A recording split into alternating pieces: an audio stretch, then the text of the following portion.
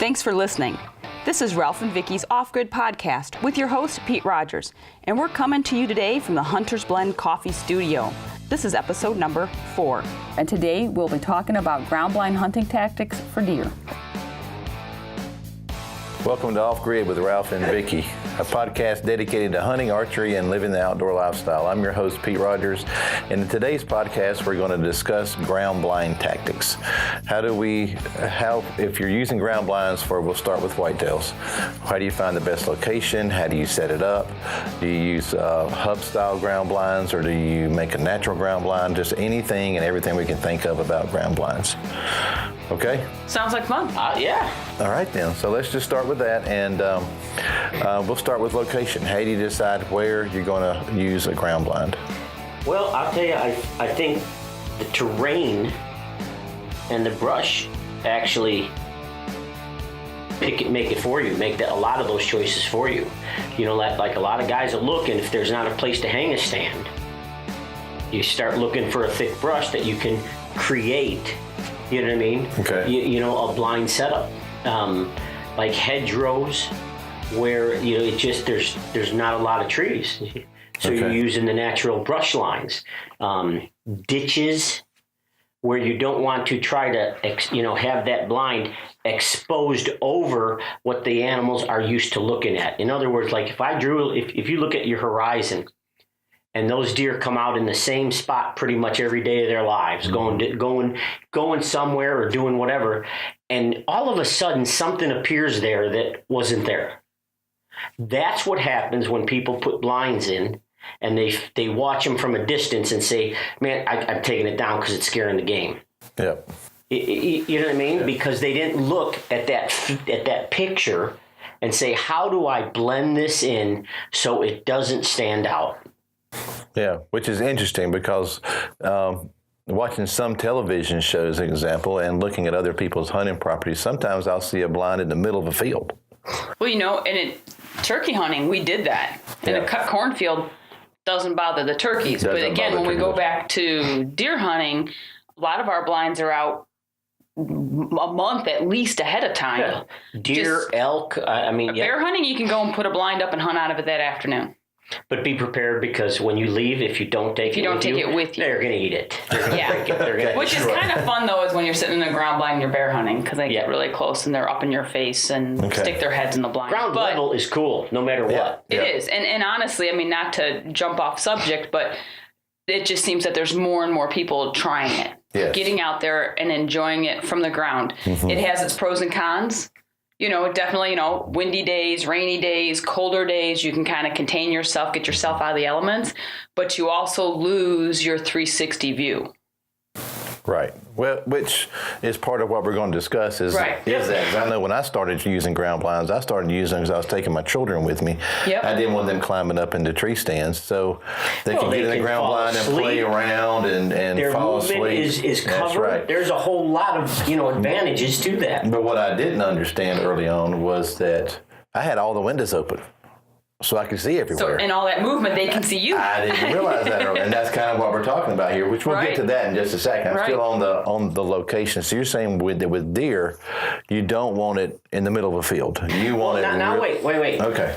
If you get it in time, and you put it out there, you talk to the landowner, or you own the land. Mm-hmm. Brushing in a blind a month before season is the ticket. Okay. Let them get acclimated to it, and you know what I mean. After a while, it becomes nothing causes danger, nothing scares them, they're not smelling anything. You know what I mean? Okay. One of the things that we learned years and years and years ago was that if you have an opportunity to, again, not break that horizon. Okay. So in other words, if you can put it lower.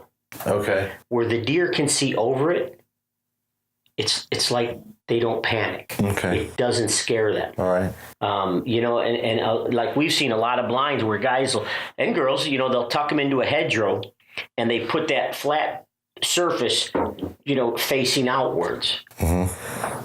If you really look at almost all the blinds, really the best way to position a ground blind is not have that flat surface out, but a corner. Okay. Because it gives the little bit of extra It makes it a little easier to go ahead and brush it in. It's not a big flat surface. It's not going to be just a big object in there. If you go ahead and you put the point out there, which most of the blinds windows are set up for that's how purpose. They are. Yep. But when you buy a blind without knowing that, you think you're supposed to put that flat side out and try shooting out of like the triangle thing. And actually, if you just turn it just a hair out, usually most of the corners have those bigger holes in it for the shooting. It breaks it up. You know, and the other thing, and this is just for anybody, you're driving, you're walking, you're hiking, you're doing whatever, and everybody sees a ground blind on someone's property. What is the first thing you see? The roof. The roof. There's nothing that's flat, you know what I mean? Right. And obtrusive as the roof. So I would say roof. Roof? You're saying I roof. would say roof. Roof. No. But you know what I mean? I mean, that really, southern northern thing going on. Yes. But the other something simple is put brush on top. Because this is a hub style blind that we're talking about, right. and that roof is pretty. It's flat. I mean, it's pretty flat. There's a little bit of a slope to it, but it's pretty flat. Yeah. Some of depending on the materials, they reflect light. They don't absorb it. They really do. Yeah. So again, it's an object that wasn't there. Yes, they can get used to it, but you better make sure it's in there, in long enough time. Okay. But if all you do is put brush on it, on top of it, even burlap, you would be amazed at how that just starts to disappear, into the surroundings. So when you say brush, you mean, let's be specific here. So if you're in a cornfield, that'd be corn stalks. Right. If you're in a soybean field, that may be soybean stalks. Yeah. Maybe, or burlap. Burlap. What burlap? Burlap's first. Camouflage burlap's cheap. Yeah. It is. You can turn around, put that on there, use a little bit of like upholstery spray, like a 3M product. You can spray. Yeah. And what you do is, we lay that on top. We lay it on some of the sides. And it glues itself to it or sticks to it. Yep, it sticks to it. Double-sided tape if you can't find the upholstery. And what it does is it absorbs light. It doesn't reflect it. So this is camouflage burlap, not just regular brown burlap. Okay. But burlap will do it. I mean, if you look at it, browns, tans, and everything are everywhere. Yes, they especially in hunting season. Yes. So cornfield, just do brown burlap. Look at that, and then you put your stalks on the blinds itself.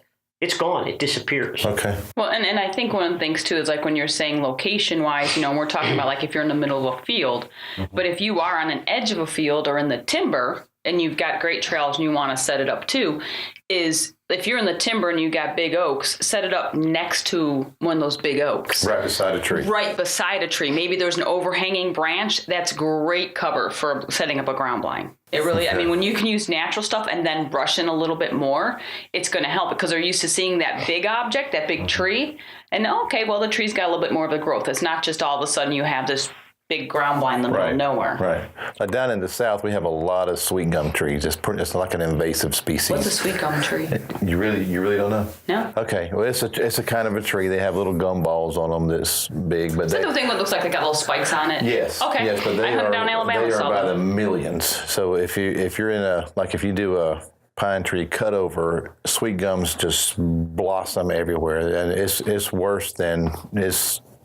Really? Any nutritional value or none whatsoever? It is really just it's very expensive to try to maintain. So we have millions of sweet gum trees at home, little saplings wherever we do wherever there's an open space. Is it a hardwood or it's considered a hardwood, but it's fairly soft as far as a hardwood goes. And so what I do is when I cut the saplings down to make a place for a ground blind, they'll die, but I stick them all over the blind. Right. All the dead limbs. So I don't know how effective it is, but it makes me feel like it's hiding it better, So anything to break up. Have you shot deer with it? Yeah. It's effective. Okay. Anything to break up that box. So with feature. brush, it can be dead limbs. It can be agricultural things. It can be a lot of different things. It can be grass. Yeah, broom straw we use at home a lot. Yep, take it. Some of the blinds that are out there now have the little loops on it, so you can go ahead and just shove a bunch of brush in it. Yeah, a bunch of grass. Maristep came out with the burlap blind. A few years ago, and we'll put that next to some of the other companies. You know what I mean? And it's night and day. It's night and day. That's a really good tip about using the burlap on the outside of it. Yeah, it's just to absorb the light. That's it. Yeah. It's because huge. You're right. After a little while, every brand I've used, they get shiny. Yep. They get shiny, and from a distance, whoop, there's a blind. Yep. So that burlap knocks that glare off. You put the material on it, that'll never happen. Okay. Really good tip. Okay, so in a field and things, you're talking about using lower spots, not on the top of the hill where the horizon is messed up. And again, Pete, though, is if it's out there in a long time. Okay.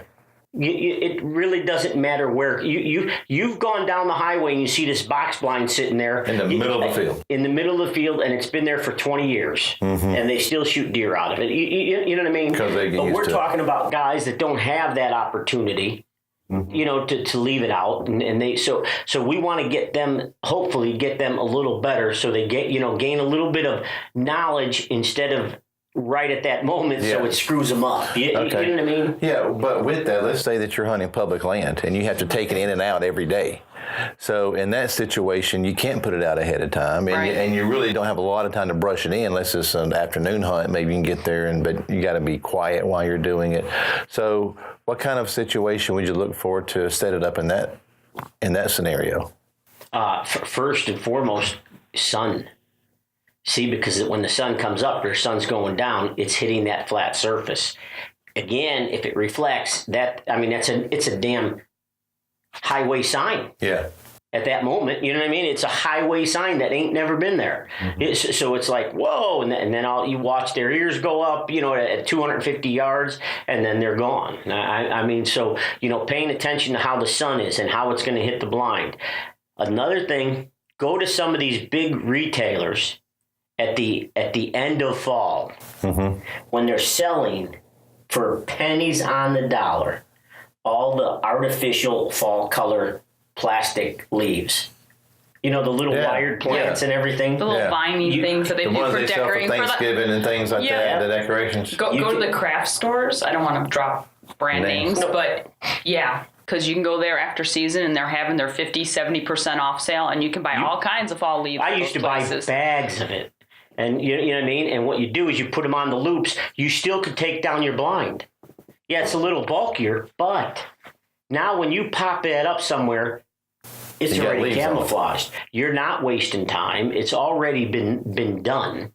Yeah. And then you add that burlap or something like that. You'd be amazed at how all of a sudden you are blending in the terrain, or in the situation that much better. Now, would you take the burlap and cut it in strips like a ghillie does to break up or you just straight burlap? Oh no, you could. If I walk into a public spot and I say, this is where I want to put my blind, I'll open my blind up, I take burlap and throw right on top of it. If you do that, you want to make sure that you're still attaching it somehow to the blind, because if the wind blows, it could just flap and everything. You don't want that. Even if you use little zip ties or something to hook it to the loops or something. Yeah. Okay. All right, that's a good tip. And the plastic leaves is a great tip. We talked about using artificial Christmas trees in an earlier podcast. So now we're using other things and you don't buy them, early fall. You wait till they go on sale. You prepare for next year, so then you can go home and say, "I saved you 70%."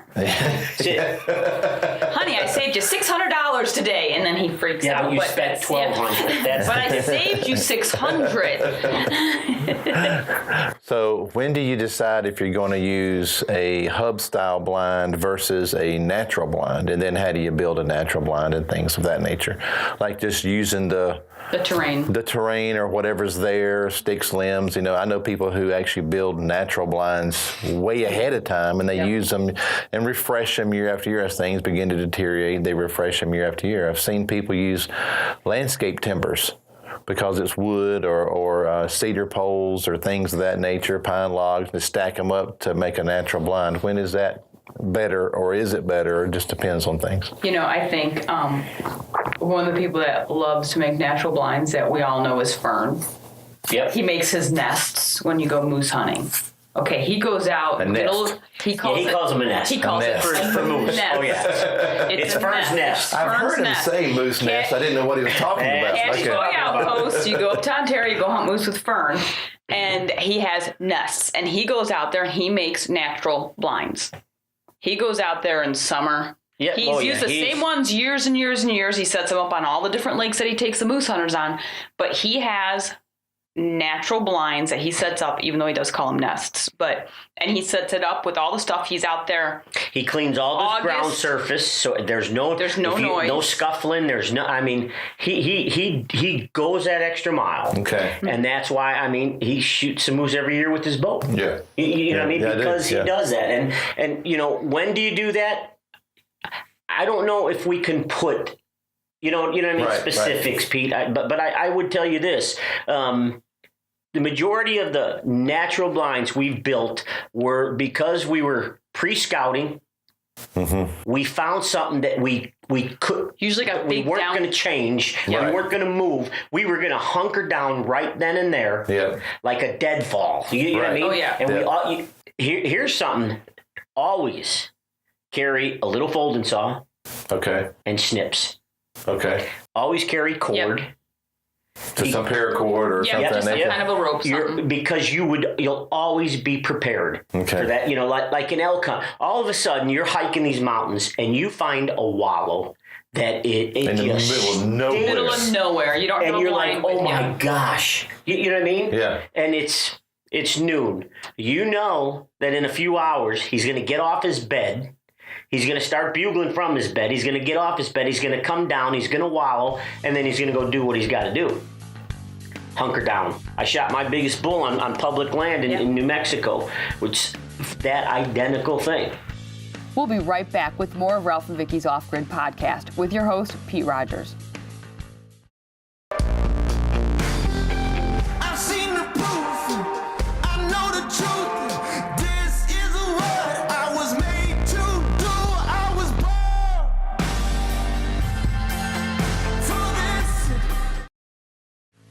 Welcome back to Ralph and Vicki's Off-Grid podcast with Pete Rogers.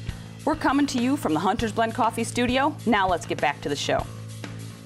So you were just, as you do when you're out hunting, you're hunting and you stumble across a wallow. Yep. That was just, oh my gosh. So you guys actually found a big dead tree, a big log within, it was 30 yards from the water hole? Yep. About 30 yards from the wallow. Hunkered down. Got your saw and your snips out. Just got a couple extra branches up just for a little extra cover because you don't need just something in front of you. You need to make sure that you have something behind you as well. Yeah. A lot of times that's where you're gonna get busted. It's just your movement. Cover. You need to break up that silhouette. You need a little bit in front and a little bit more behind. Yeah. Yep. I've seen it before too on that, Vicki, is if you put stuff behind you, especially when you're bow hunting from the ground, is that you just blend into what's behind you, right. So the things in front when you're drawing, they can't even see your movement because of the nice cover behind you. In back of you. Yeah. It's like in a situation, all of a sudden you're in pines and cedars or whatever. The best thing you could do is back into one, snip it, create a pocket that you could be into. You don't need the cover in front of you at that moment. You're in the shadows. Yep. The sun's not flaring on you, and I mean, next thing you know, you got game walking right by you. They don't even have a clue. Exactly. Okay. So I think a natural blind.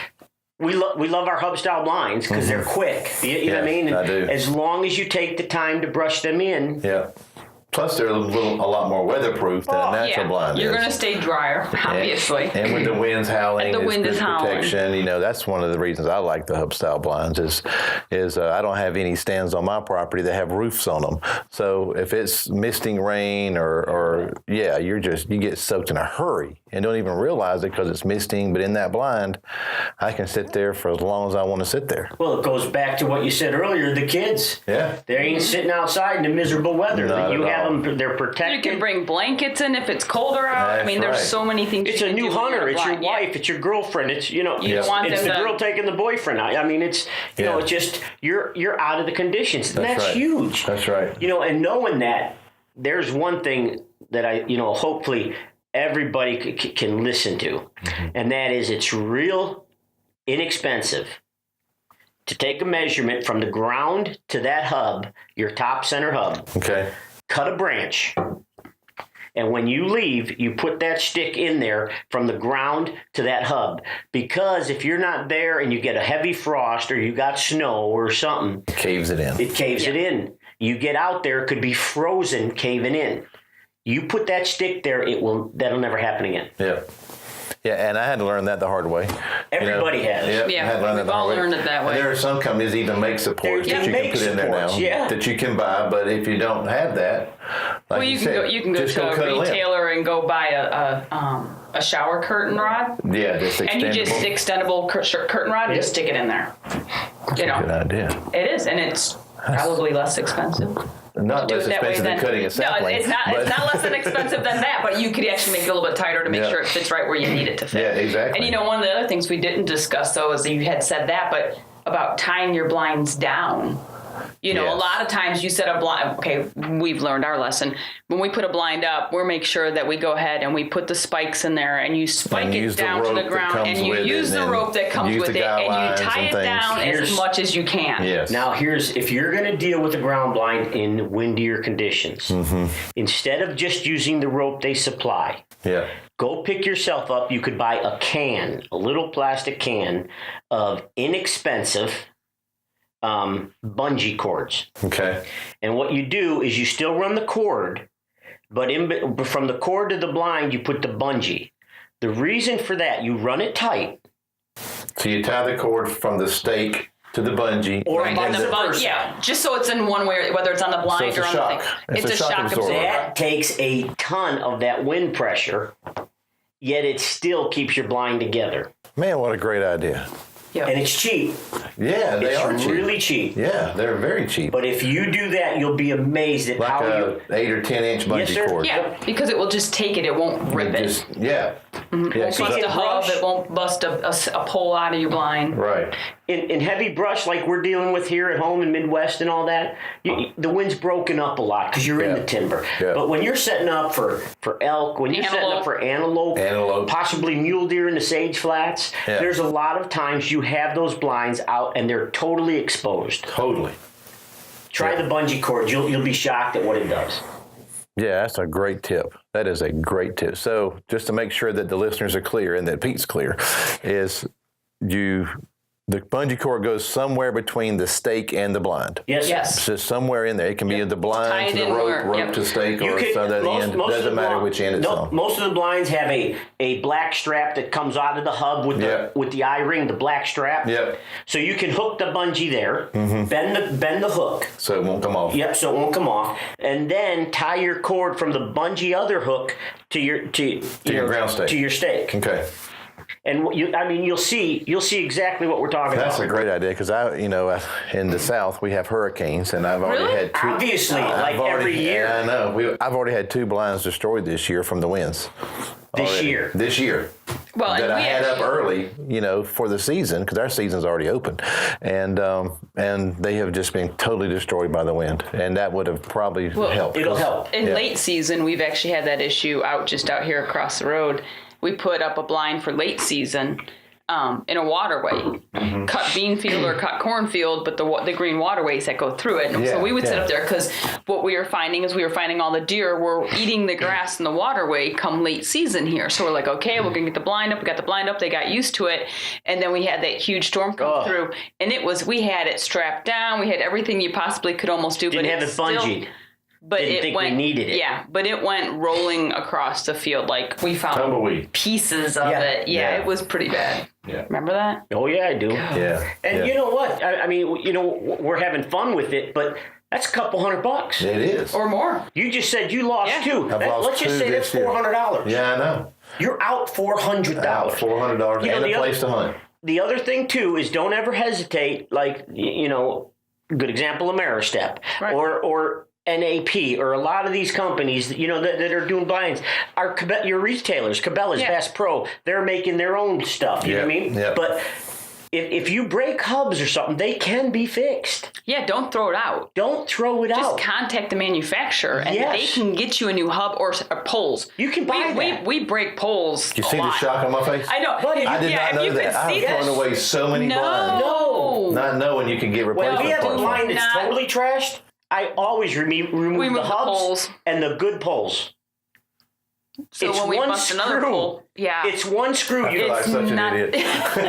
No, but Now, if you get one of them spring steel ones that pop out, they get all bent up and nasty. Those are kind of hard. Yeah. But the hub style ones, those are Well, all. Everything's I have replaceable. two at my cabin that I've taken down that have been destroyed because of the weather. That I still have all the parts. that's it. Take all the parts. Okay. You know what I mean? Like do. if and the between blind the two, maybe you can make one out of it. Yeah. That's exactly right. If the blind is ripped and shredded, you know what I mean? It's so the material's gone. You still have the frame. Keep the hubs, keep the poles, the good poles. Right. And the thing is if a pole's broke, we've tried to tape them. That fiberglass is careful. it's gonna hurt you. It's gonna be bad. Yeah, you Get rid of it, and call that get a new one. manufacturer. What they're gonna do is they're gonna ask you for the model number, and they're gonna know the pole length. Okay. Because there are certain dimensions. Right. There are different pole lengths, so you want to make And they sure. could be a quarter of an inch different. It won't fit. No. Right. Yeah. And next time you go to try to pop it up, it's not going to work right. But Okay. and Wow, actually, that's a really good tip. and actually, where we usually find that we get poles broken is if we're hunting somewhere and we have our blinds up, and either all of a sudden there's cattle around. Cattle love to destroy ground blinds. Just I walk don't know. right over them. They do. It's They like just start, they got to rub on them once they give. Yeah. Then they lean on them and they just destroy them. And then bear hunting. We can't leave blinds up bear hunting. Yeah. We've actually taken an electrical fence, the solar fence. The solar fence, put it around your We blind? put it around our ground blinds when we're bear hunting That's to keep funny. them out. Antelope out west, the guys, you know what I mean? They have to do something. You know what I mean? Because if you're hunting a ranch and they got cattle, they really, that's their priority, are their cattle. Absolutely. Right. So you're putting them by a water hole. There's some, you have to put up fencing. You have to do something 'cause they're gonna to rub deter them from doing that. Yeah, and that's a very good tip too, is to take, because electric fence on these little fiberglass poles is very light, very easy to take, and now they make the actual what we call at home ribbon, electric ribbon, as opposed to wire, so it'll roll up, whereas the wire is pretty hard to roll and Was it unroll. I got our non-typical fencing for our food plots. Yeah. We pulled it already, but it's sitting in our shed. Yeah. Yeah. So we kind of got off track on the natural blinds. Yes. We started talking about other things.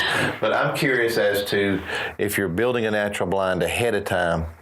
I'm like you. I use blowdowns a lot. Yeah. If there happens to be a good tree that's blown down the large trunk, I'll lay things against and so forth. How high do you make it? Again, the lower I can go, the better off I am, because now I'm not breaking that horizon that the animals can see over it.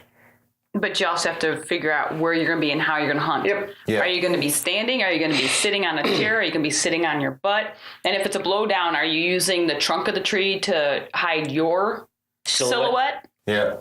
There's a lot of things. Everything, you got to take it all into consideration. So, if you're sitting and it's just a blowdown and the trunk is no longer standing. Yeah. Depending on how big the tree is, obviously you're going to have to. So are you in the limbs of the tree? Are you on the trunk of the tree? All that plays into it as to the other where you thing want to too, get. Pete, is again the sun. Okay. See, because what you're trying to do is you're trying to create you want to try to create shadow.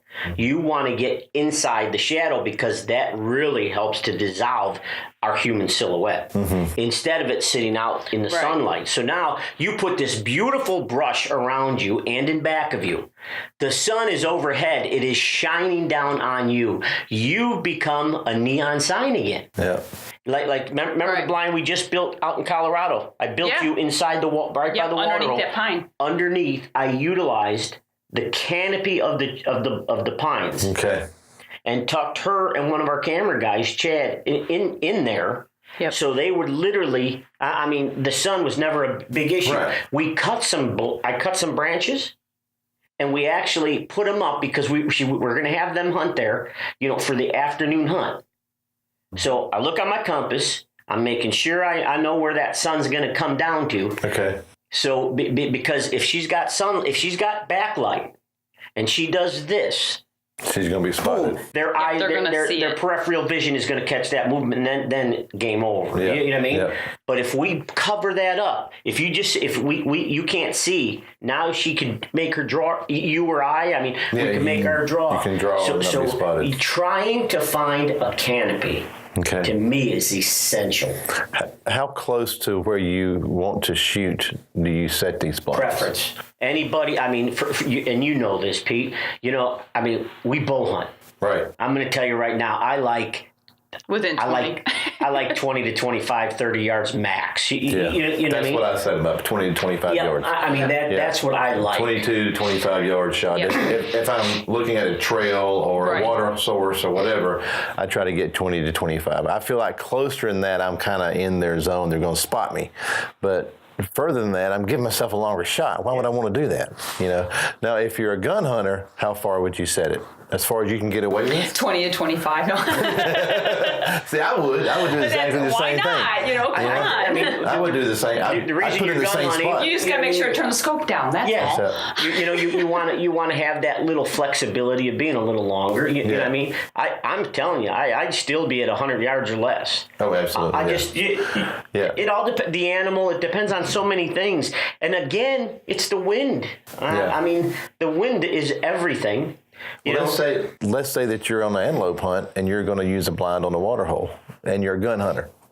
You don't have to be 20 yards. You can get back 60, 75. Right. So at that point, I think I would look at the terrain and see where's the best place that's going to blend in the most. Now, if you're rifle hunting too, I'm going to tell you, I would actually say, let me find a big clump of sage. And sit down. I'm going to get my butt on the ground.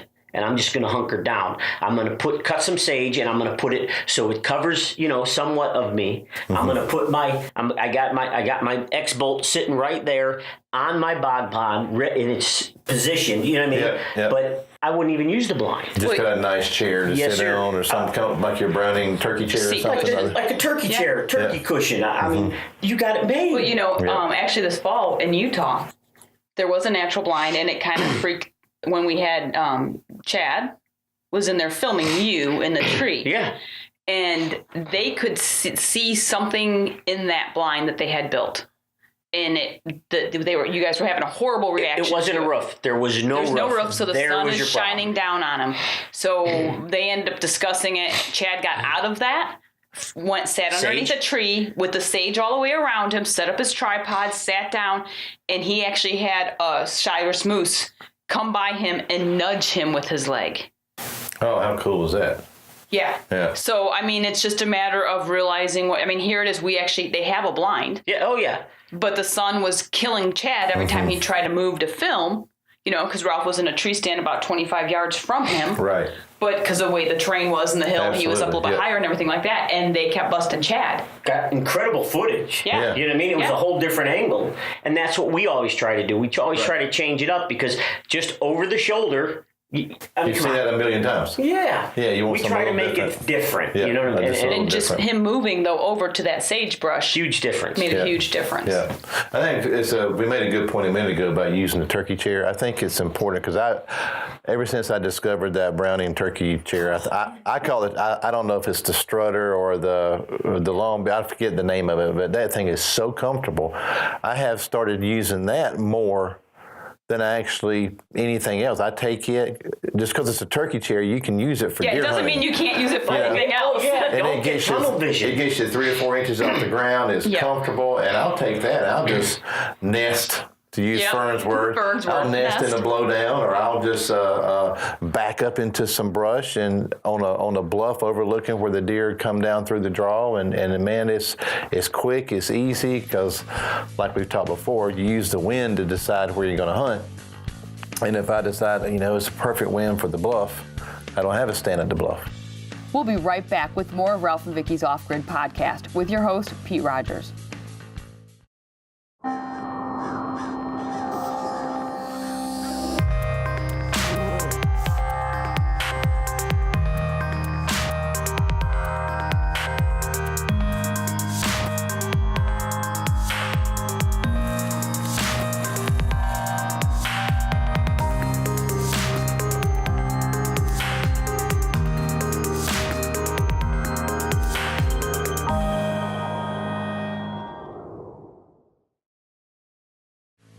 Welcome back to Ralph and Vicki's OffGrid podcast with Pete Rogers.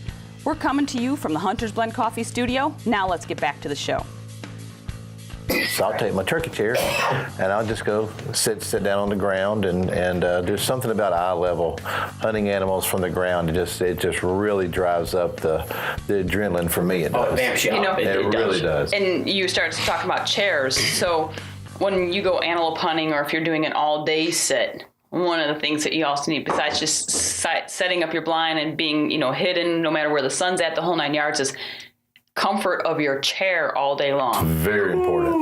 There's some things that just, we've gone where we've sat on milk crates. We've done which is a horrible thing to do. Horrible. Horrible. A 5-gallon bucket. Waffle butt. 5-gallon bucket with that little ring in the center of it. So it doesn't, we're not saying you have to go out and buy a chair. You know what? 5-gallon buckets work great. But you know what? Cushion. Take a boat cushion. If you don't have like a tree stand cushion that you brought back in from the woods, a boat cushion, something. Because even if you take your coat out of your backpack and sit on it, if you're sitting out there, if you're sitting out there for more than like 2 hours, you're gonna start fidgeting. And yes, you're in a blind, so you can fidget a little bit more. But it just makes it uncomfortable. And there's like the triangle chairs are actually, they don't take up as much room in the blind, and some are really comfortable and some are not. The smaller ones don't seem to be. They just cut the blood off to your legs, my and your legs gosh, go to sleep. Oh yeah. And other things. Yes. I don't have that problem. No. but now, like Vicki said, you take that triangle chair, put a cushion, night and day difference. Night and day. It really is. And the other thing, Pete, that like you brought up, let's face a few facts. One, the majority of us are getting older. Yep. Well, actually, everyone's getting older, just so you know. Yeah, you're right. Everyone's getting older. Some of us What the hell was I thinking? are approaching senior citizen status. Yeah, I'm close, buddy. But sitting on the ground penetrates you. That little chair, like we're talking about, that Browning chair, you sit up. 4 inches, 5 inches. There's no moisture coming up your spine, and you don't feel. It's a game changer, man. It really is. It is. And I'll tell you, that little chair, we've used it a lot out west. You just throw it, because a lot of the situations, you drive to a vantage point. Okay, then we get out and we'll sit in glass for hours. Sit in that chair. Take that little chair, keep your spine scope, your legs right there, and you can sit there forever. Yep. And you're comfortable. They're so comfortable. They are so comfortable. It was a total game changer when I discovered it for turkey, deer, everything else. Now, could you shoot your bow out of it? It's because the one I use leans back so hard. I can, but it's I have to sit sideways in it. Yep. I have to, if I'm going to be bow hunting out of it, then when I sit sideways. A little pitched to one side. Yeah, sideways in it so that I can draw, and then I'm only from the front to the left. Yep. I can't go at all to the right because of the way I'm sitting. But yes, I can, because I like to turkey hunt from the ground with my bow without using blinds. If you take a cushion, a bow cushion, and you put it in back of you on that pitch, it's going to straighten you up. Put you straight up, and you could literally just shoot right off it.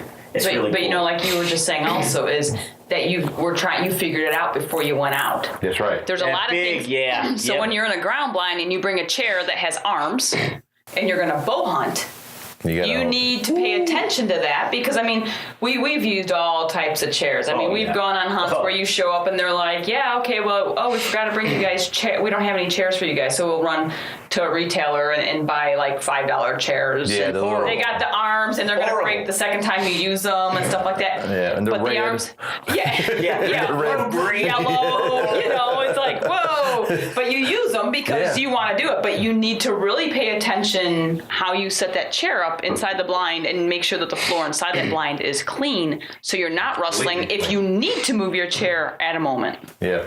Yeah. And again, that's for putting the blinds in and way in advance. We actually went and bought a electric weed eater. Okay. Bought an extra battery. Well, weed eater is a brand, so we need to say weed whacker. Weed whacker. Okay. What was it, like Kleenex? Yeah, exactly. So we grabbed it and you just, it's clean. How's it go again? Okay. Or no, Are you I'm sure? sorry. It's electric.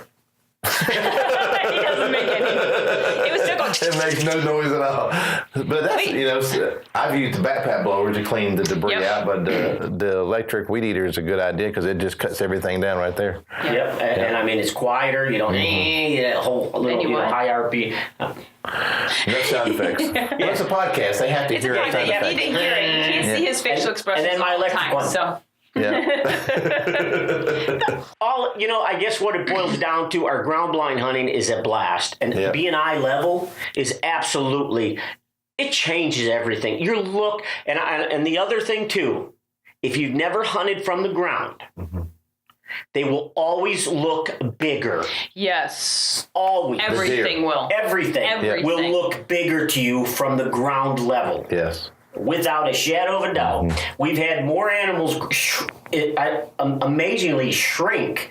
You get what I mean? There's a little bit of ground shrinkage going on. When you got a bear at 7 feet looking in your blind or really coming and touching your blind. Really big. He just, every step he comes, he gets bigger. Yeah. You know what I mean? Now, hang on a second. I do have to say, though, this spring we were up in Saskatchewan with Jeff Jerome, Deep in the Bush Adventures. And Freddie and I were sitting, it was day 3, hadn't seen a bear. And Freddie and I are sitting there just waiting. We're not seeing anything. Well, you were hunting a particular animal. We were hunting a particular animal. And I hear a noise, and I thought it was Freddie scratching his leg, because I heard him breathing and a scratch leg. And I was going to say something like, shh, just be a stinker to Freddie. And I go to look, because I was looking out this window, and Freddie's I'm looking out the window to the right, and Freddie's sitting on my left. And my peripheral vision turned, and this bear, I mean, he was stud, a huge bear. No-brainer. His head was almost in the window. Oh my goodness! And I just grabbed Freddie's leg. I'm like, and Freddie just about had a heart attack in the blind. We didn't hear him. We had brush and trees behind us, and he come in and snuck in on us. So how does an animal that big be that big? Quiet? We have Isn't that amazing? I mean, because it was so quiet. It wasn't windy that night or anything. And he goes, and I mean, he was a huge bear, huge black bear. And Freddie and I were caught. So I grabbed my bow, and Freddie's trying to move a camera because we're filming out straight ahead of us, and he showed up right on the corner window. And that window was just there so we could see if something was coming. Right. So he had to come straight up behind us, and his head is right in that window. Oh my goodness. Oh yeah. So I mean, that was pretty cool. But then we've also had other times where Did you get the bear? I did get the bear. Got him. Okay. He went out, and actually the problems with filming sometimes, the pros and cons is my mic went dead at the same time. Of course. So as the bear goes, he didn't really run. He kind of walked away from us because we're like, "Gah." And my mic, all of a sudden Freddie's got his headphones on, and I can hear my mic going in his ears. I can hear it. And I'm like, oh, crud, I can't, what am I going to do, And every time my microphone would go make the static noise in the headphones that I can hear it, the bear could hear. Oh, you see him react. You can see him react to the sound. Now you're talking about the cameraman, Freddie wearing headphones. Headphones. And he hears that.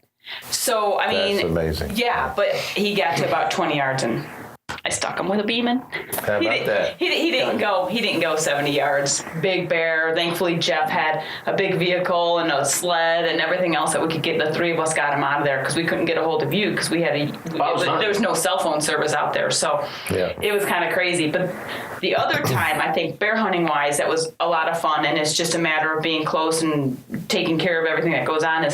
You and I, we were up in Alberta. And we had one of them blinds that had the leafy stuff on the front. Came and ate it. And so when Ralph was saying they come in and they look a lot bigger, well, the one that this past spring that I had shot, definitely there was no ground shrinkage on him. He was huge. Okay. He freaked us out. But many years ago, I don't know, maybe 10 years ago, maybe more. Might have been longer. Maybe more than, it's probably more than 10 years ago. Ralph and I, we were in Alberta, and we set up a blind bear hunting. And we know we can't leave the blinds out there because they're going to get destroyed. Well, we're sitting in this ground blind, and it has a leafy effect on the outside of it. And we had a little yearling cub come in, like a little 2-year-old bear comes in. It wasn't a cub, but a little 2-year-old bear comes in. And he comes up, and he starts smelling the blind. And and I'm filming Ralph. Ralph is hunting. And this bear starts pulling on the leafy stuff. He just starts chewing on it and pulling it out. And then what happened? I just flicked him in the nose. He didn't like that. Yeah, he did not like it. She didn't like it either. I didn't like it. I'm like, what do you do? I'm looking at him like, I'm going to kill him because even if it's only a 2-year-old, it could still cause some major damage to us, you know. And we're out in the middle of nowhere. You know, they got to use Argo trails to get us out of there. I mean, it just thumped him right in the nose. Huh? He thumped him in the nose, and that little bear, he stood up and he's making this noise. He's like making the horrible noise at us, and he stands up and he's like looking at us like, what the heck just happened inside of there? And then he walked away. But yeah. Okay, so let's back to blinds. Yes, it was still a blind story. Squirrel. Yes, it is. But you know, to kind of bring this all together and wrap it up, I think it's important to say we talked about using blinds for children, new hunters. Right. I think they're also good for older hunters. And maybe don't good feel for everybody. I mean, but I just want to kind of make a point of that. Is I know a lot of older guys who don't like climbing up into deer stands, even if it's a ladder stand, and maybe shouldn't, even if it's a ladder stand, and just get up in there and so forth. So there's a lot of good uses for it, even just on the participation level. Absolutely. Besides an effectiveness level, being able to get the animal that you're going for, but even on a participation level, there's a lot of good uses for ground blinds. So I'd like to just make sure the audience understands is don't discredit them. If you haven't used it, use it. Make sure that it's brushed in well, that you got a good location, and that it's just a good, safe, fun way to hunt. It's hunt from the ground. One other thing too, which you probably don't worry much down in South Carolina, because you've told us before that you have summer and then Christmas then summer. It's hot. But up here in Illinois, northwestern Illinois, actually probably most of Illinois, come late season, one of the best things about having a hunting blind setup for this, is taking a heater out with you.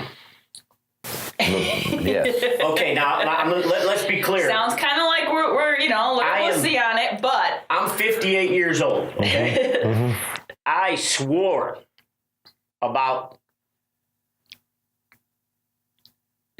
2 years ago I would never, go in a blind and hunt with the heat. That's just, I did it 2 years ago. And I swear now that I'm doing it a lot more. It's just incredible. You just take your safety. They make little heaters that you can put in your blind, whether it's the pop-up blind or a hard-sided blind, just a propane type heater. Just be careful with it. Just watch what's going on. Make sure you have venting going on, but.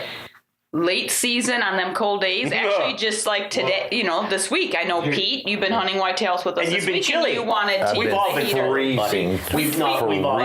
It's been miserable. But we wouldn't let Pete use a heater because it's only October. No, you can't. That's exactly right. I wanted the heater, they wouldn't use it. I'm sorry, we don't take them out until like mid-November or December. You can't have them before that. You got to toughen up. Blood from South Carolina, I'm telling you. But on that, do the deer not hear the propane? Because propane, have a constant. I think it's a constant. I think the constant noise is a big plus. The other thing, we're not hunting a blind or a setup that the wind's not in our favor. Yeah. So as far as scent is controlled, your scent is concerned. We have that. Do they hear it? They might. But in those severe conditions, remember what we're dealing with. Yeah. It's a lot of times it is breezy. If it's super still. And it's that cold, the ground is frozen, they're walking, they're chewing, they're making all this noise. Yeah. So we haven't seen it. Yeah. Well, on the opposite side of that, because I am from South Carolina, it's always so hot. I started 15 years ago taking battery fans to the stands and to the blinds with me. So I have a little 4-inch battery fan I take in the deer stands. Yep, we've taken them antelope hunting. And then I got the 8-inch fan I take to the ground blind. And 8-inch? It's that big. Battery fan, put it in the backpack. He brings a generator out with him. I set it right in front of me on the ground, blowing right up on me. And my son, 3 weeks ago, was like, that's going to scare the deer away. And I have film of this, we have does walking within 5 feet of the blind. It's just a constant noise. The fan just going, and it's that white noise. Yep. Like you said, it's a white noise. It's constant. It doesn't break it up, but it is a game changer when it's hot, having that fan blowing. Have you seen them little ones you can stick in your phone? I have. You got to hold it. I'd rather have it, and I painted all my fans black. Because they have to be black because they're in a ground blind and they'll see them from the ground. On the deer stand. Okay. See, that's kind of funny. Like we're worried about using a heater and a ground blind in like 0 degrees, and he's got a battery operated fan. But Pete can go out, now that he can go to all the trade shows and everything, and on podcasts say he has a fan. Have a fan. He has 2. I have 2 fans. He has 2 fans. One's bigger, one's littler. Yeah. But they're battery operated. Yeah, they're battery operated. Not going there. Okay, so that's the end of the Ground Blind podcast. We'll stop at that point. That's the only fan I have. I have to plug it in for it to work. Oh no. Okay, so we'll wrap this up on the ground blind tactics. So I think you nailed it though, Pete, really. A blind, don't underestimate a blind, and a proper setup is going to pay huge dividends, huge. And especially with today, we're striving and struggling to try to get more kids and more young adults and more hunters, new hunters out there. Yeah. A ground blind affords cover, availability from on conditions and everything, but more than anything, it allows them to be fidgety because a lot of new hunters are, a lot of old hunters are. Yeah. The ground blind conceals that, allows you to get away with way more than you will just sitting out there, whether a tree stand or just anywhere. Yeah. So I mean, you nailed it. I mean, it is. It's definitely a huge advantage. Okay. And so don't underestimate them. Absolutely. Okay, so we'll just wrap it up on that note and say that this concludes this podcast of OffGrid with Ralph and Vicki. I'm your host, Pete Rogers. And if you haven't subscribed to our podcast, please do, because there's a lot more good information coming in the future. You're just never sure what we're going to get. Yeah, you never know. You never know what's going to happen. You never know what you're going to get. Thanks for listening to this week's podcast. We hope you come back again for more of Ralph and Vicki's OffGrid podcast with your host, Pete Rogers.